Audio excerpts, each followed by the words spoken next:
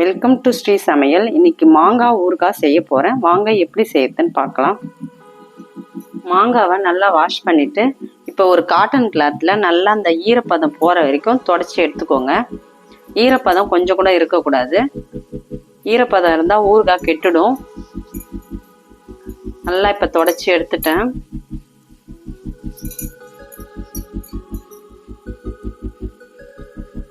இப்போ மாங்காவை கட் பண்ணி எடுத்துக்கலாம்.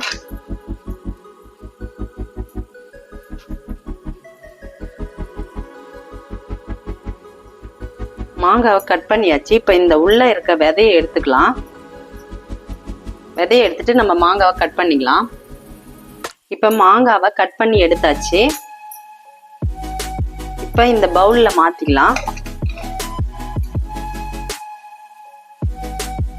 ஒரு ஸ்பூன் கல் உப்பு சேர்த்துக்கோங்க. இப்போ உப்பு சேர்த்து நல்லா கலந்துக்கோங்க.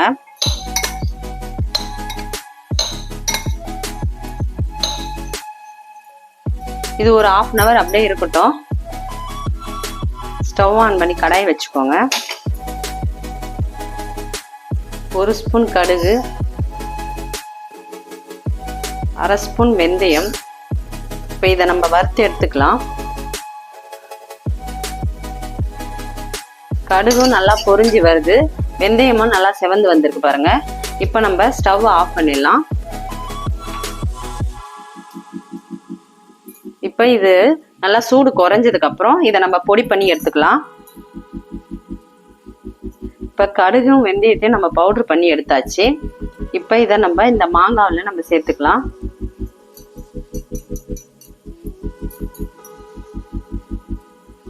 இப்போ கொஞ்சமாக பெருங்காயத்தூள் சேர்த்துக்கோங்க. இப்போ இதை நல்லா கலந்துக்கோங்க.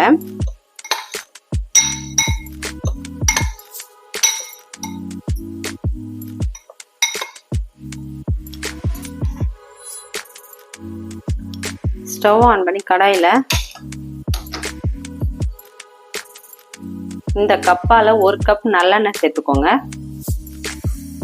நல்லெண்ணெய் சேர்த்தாதான் ஊறுகாய் நல்லா இருக்கும், கெட்டு போகாது சீக்கிரம். ஒரு 1/2 ஸ்பூன் கடுகு சேர்த்துக்கோங்க. ஸ்டவ்வை மீடியம் ஃப்ளேம்லேயே வச்சுக்கோங்க, அதிக தீ வைக்க வேணாம். கடுகு பொரிஞ்சு வருது. இப்போ ஸ்டவ்வை ஆஃப் பண்ணிடலாம். ஸ்டவ்வை ஆஃப் பண்ணிவிட்டு தனி மிளகாய் தூள் 2 ஸ்பூன் சேர்த்துக்கோங்க. ஸ்டவ்வை ஆஃப் பண்ணிட்டு தான் சேர்க்கணும், இல்லைனா மிளகாய் தூள் கருகிடும். ஒரு 1/4 ஸ்பூன் மஞ்சள்தூள். இப்போ நல்லா கலந்துக்கோங்க.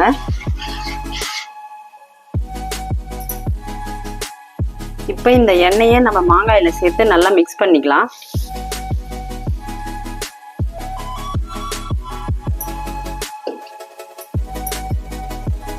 இப்போ நல்லா மிக்ஸ் பண்ணிக்கோங்க.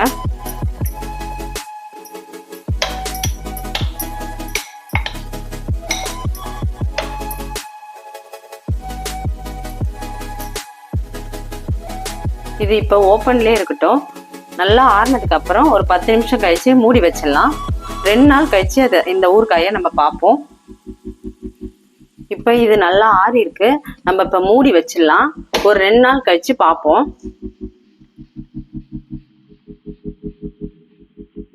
இப்போ ஓப்பன் பண்ணி பார்க்கலாம்.